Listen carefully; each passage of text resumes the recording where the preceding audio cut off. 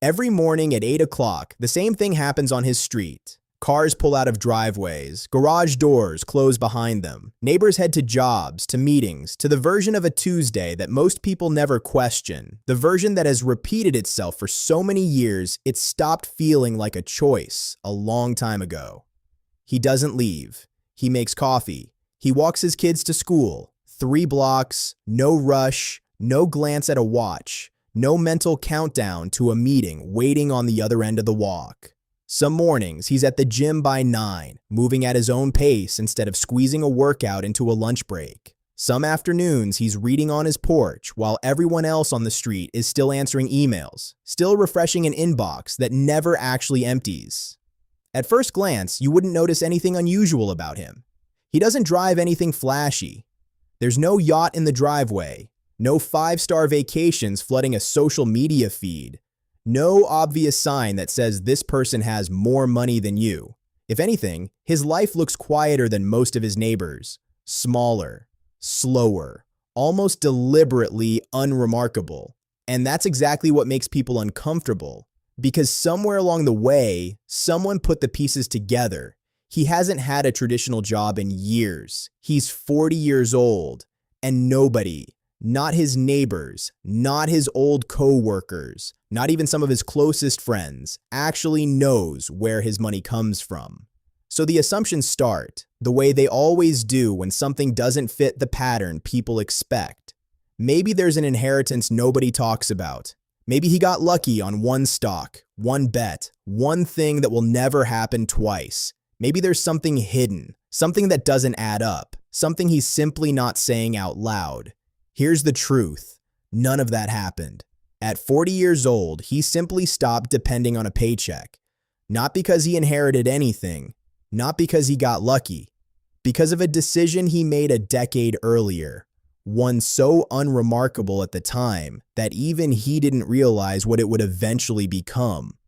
By the end of this video, you're going to understand exactly how he did it. You'll see his real 10-year timeline, year by year, including the parts that didn't go according to plan. You'll learn the myth about early retirement that almost everyone still believes, and why it quietly keeps people stuck. And you'll see the 4 separate systems that slowly, without any single dramatic moment, replaced the paycheck he used to depend on. But here's the part that matters most. The part you need to hold on to for the next 20 minutes. His story didn't start any differently than yours. Rewind 10 years. He's 30 years old. His salary is $80,000 a year, solid, respectable, but nothing extraordinary, nothing that would make anyone stop and take notice. He rents a normal apartment, nothing you'd feature in a magazine, nothing that photographs particularly well. He has a car payment, like most people his age. He takes vacations once or twice a year. The kind you save up for and book months in advance, not the kind you post about for status. There's no elite degree behind him, no family business waiting in the wings, no rich uncle, no early startup equity that quietly turned into millions while he wasn't looking. If you'd walked into his office 10 years ago and tried to guess which of his coworkers would be financially free by 40, you wouldn't have picked him. Nothing about him stood out, and if anything, a few of his coworkers were more ambitious, more visibly driven, more obviously headed somewhere. That's not a coincidence. That's the entire point of this story. The narrative we're used to hearing about early financial freedom usually involves someone extraordinary, a founder who sold a company, an early investor in something that exploded, someone with a skill or a network the rest of us simply don't have access to. Those stories are real, and they happen, but they're rare, and they teach the wrong lesson to everyone watching. They teach you that this only happens to unusual people, which quietly gives everyone else permission to stop paying attention to their own version of it. His story doesn't let you off that easily, because the biggest difference between him and everyone else around him at 30 wasn't his income.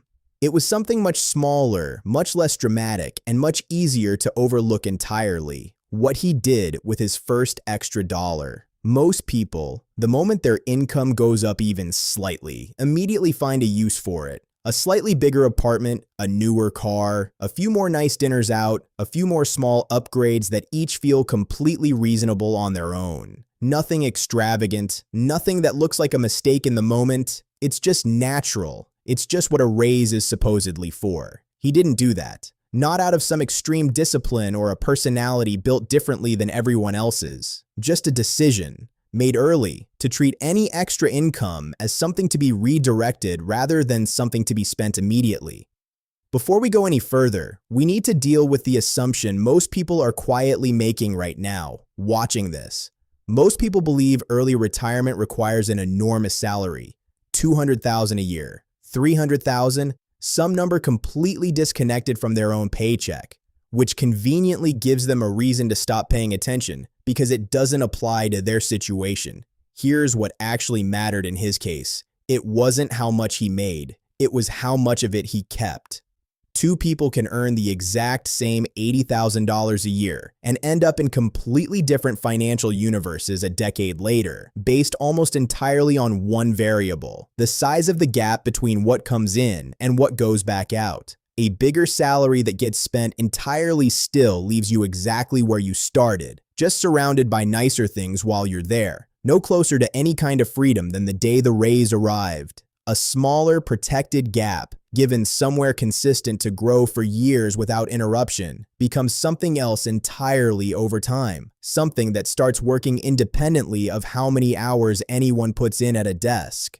That gap is the actual raw material behind everything else in this story, not the income figure everyone assumes is the whole answer when they hear a number like $80,000 and try to reverse engineer the rest of it in their head. It's worth repeating because it's the single most misunderstood part of stories like his.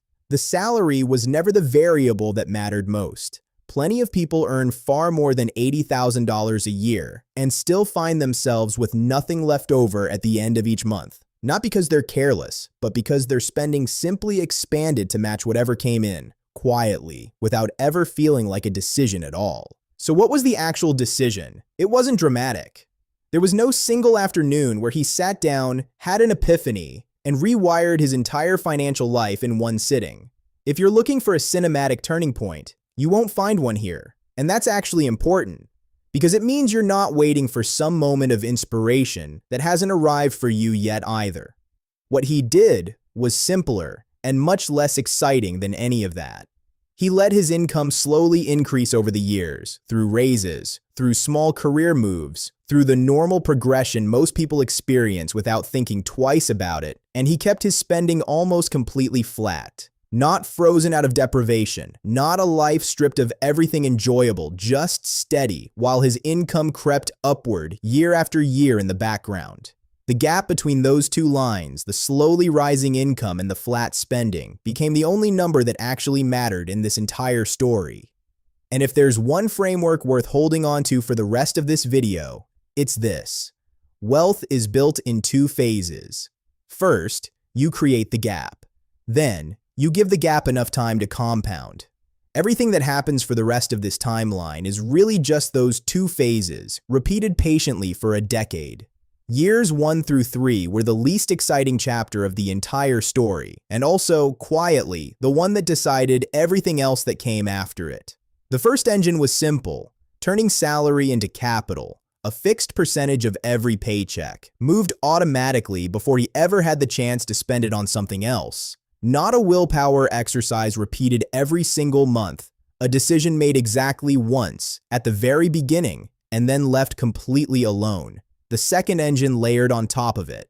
That captured capital went into broad, unremarkable index funds, spread across the market rather than concentrated in any single company. No stock picks, no trying to time market highs and lows, no hot tip from a coworker at lunch. Just consistent, automatic, almost boring investing, repeated month after month without variation.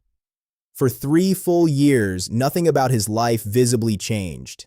Same apartment, same car, same casual conversations at work about weekend plans and upcoming vacations. This is the hardest part of the entire process, and it's the part almost nobody shows you honestly. It's the stage where the only evidence anything is working is a number sitting quietly in an account that nobody else can see, growing in a way that produces no outward proof at all. And this is exactly where most people quit. Not because the plan stops working. It doesn't stop working. People quit here because it doesn't look like it's working. That decision to quit right before anything becomes visible is the actual dividing line running through this entire story, far more than talent or income ever was. He kept going. Somewhere around year 4, something shifted. Not dramatically, but noticeably, if you knew exactly where to look for it.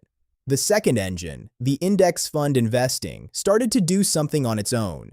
Dividends began landing in his account, small at first, small enough to dismiss entirely, the kind of numbers you could easily convince yourself didn't matter. But they didn't stay small. They kept showing up, quarter after quarter, growing slightly larger each time, entirely without any additional effort on his part. Around the same time, a third engine appeared. Assets that produced ongoing cash flow rather than just quiet, long-term growth sitting in an account. He bought a single rental property, not a portfolio, not an empire of units, just one property, with a property manager handling the day-to-day, so it stayed closer to genuinely passive than to a second job wearing a different name.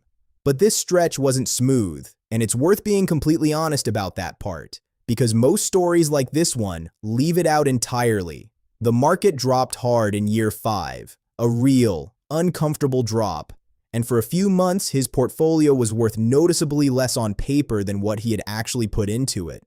The rental needed a new roof that same year, an unplanned repair that wiped out almost a full year of the property's cash flow in a single expense.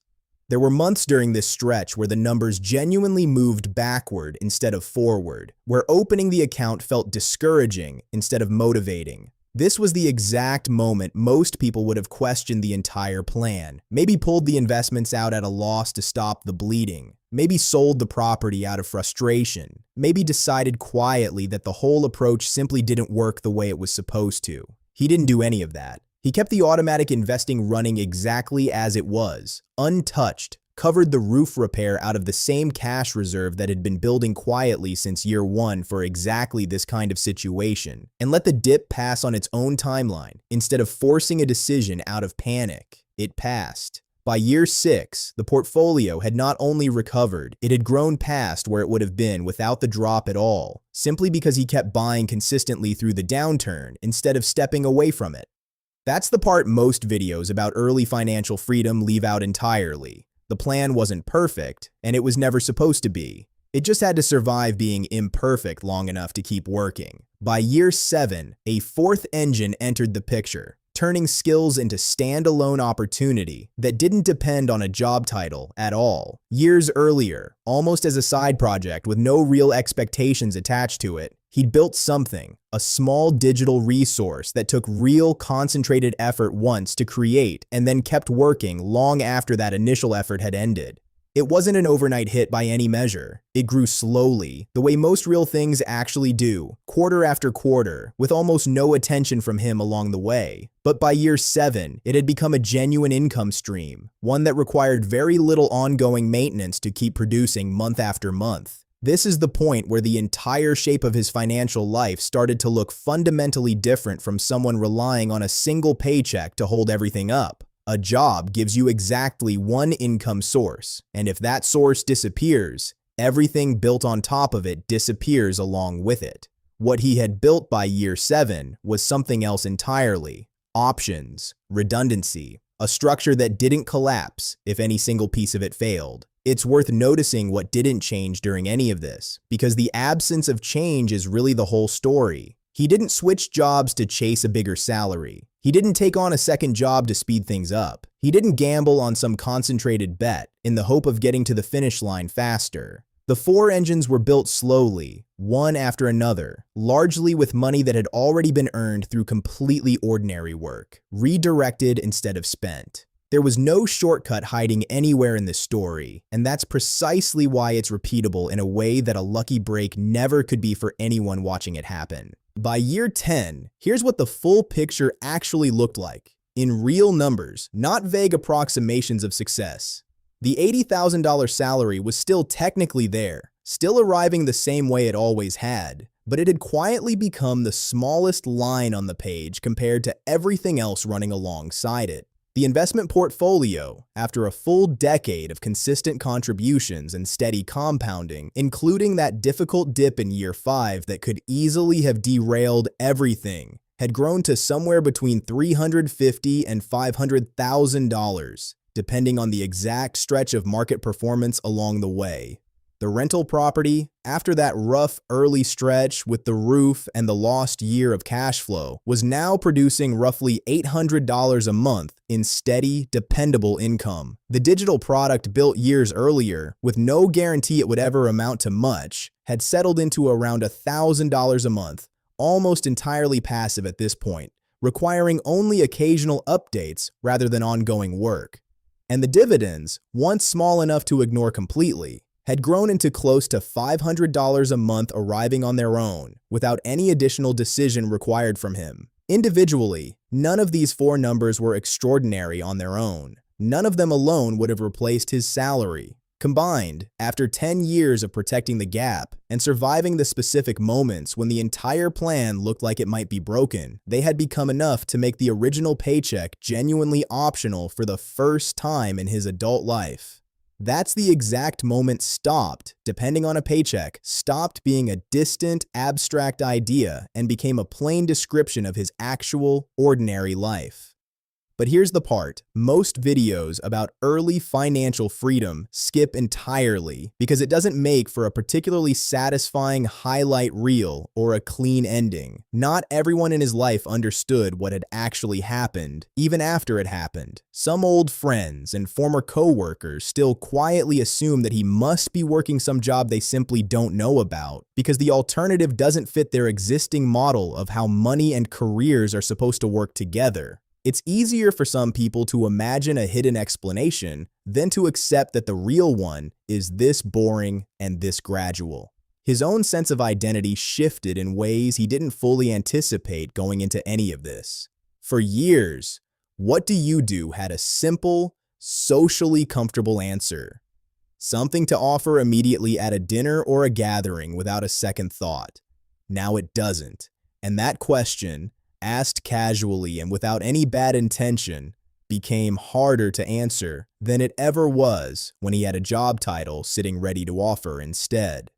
There was also boredom to work through in the early months, and a quiet search for purpose that a job used to provide without him ever noticing it was doing that work in the background the entire time. Structure, a reason to get up at a consistent hour, a sense of contribution to something outside himself. A paycheck carries more with it than just money, and losing that required its own separate adjustment, entirely apart from the financial one everyone assumes is the hard part. The hardest part of no longer depending on a paycheck was never really about having enough money sitting in an account somewhere. It was learning what to do with your days once money stops being the reason you show up for them each morning. None of this happened by accident, and none of it happened overnight, no matter how the final numbers might look when they're laid out neatly at the end, like this. It happened one automatic transfer at a time, 1/4 of dividends at a time, one tenant's rent payment at a time, across a decade that, for most of its length, looked completely uneventful from the outside.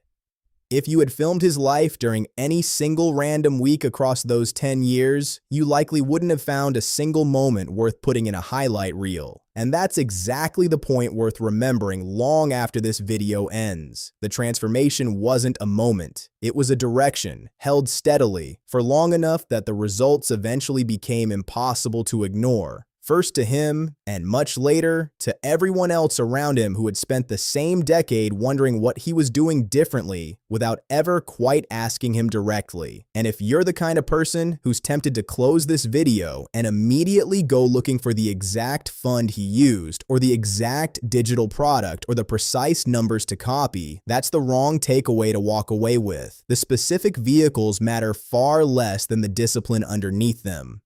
Someone could follow every single detail of his path exactly and still fail if they abandoned it during year 2 the way most people do, and someone else could build a completely different set of 4 engines with different assets entirely and still arrive somewhere similar, as long as they protected their own version of the gap for long enough to let it actually compound. For years, the people around him quietly assumed he'd stopped working because he had more money than everyone else around him.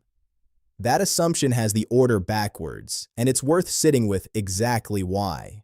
He ended up with more money because a decade earlier, he made a decision most people quietly avoid making, that protecting a gap between what he earned and what he spent mattered more in that moment than looking successful along the way to everyone watching. And here's the philosophy underneath the entire story.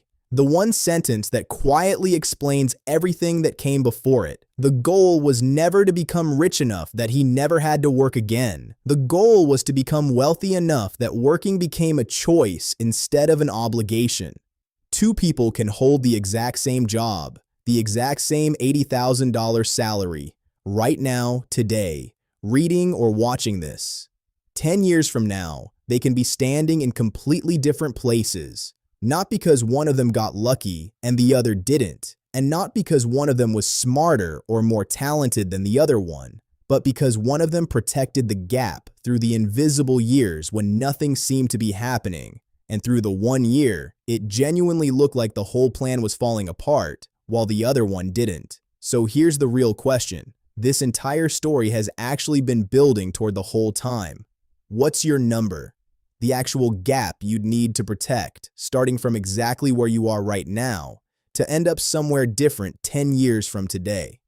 Comment it below, and if this changed the way you think about your own paycheck, the one arriving in your account this week, subscribe because the systems behind stories exactly like this one are what this channel breaks down, one engine at a time, week after week.